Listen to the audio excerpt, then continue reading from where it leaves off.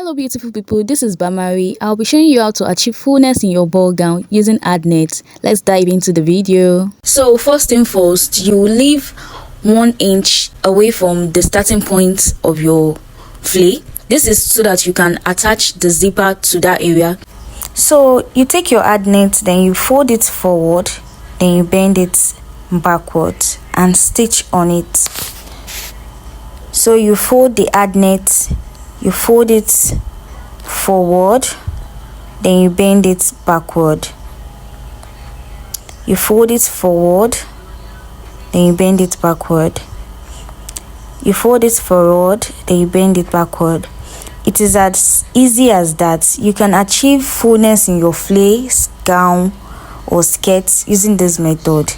You fold it forward, then you bend it backward. You just keep repeating this process until you cover your full flay, and you can also add multiple layers of this adnet to your flay to make it fuller.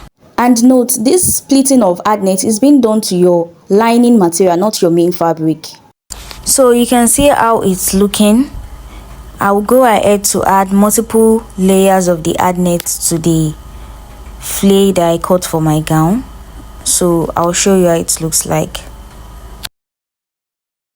You can see how it's looking, how full the flay is. Then I'll go ahead to hem the down part. And I went ahead to attach the lining piece to the lining piece and the main fabric to the main fabric. So you can see the fullness. The fullness it gives the gown is different from just making the gown alone. So this is basically how you can attain fullness on your gown. Thanks for watching.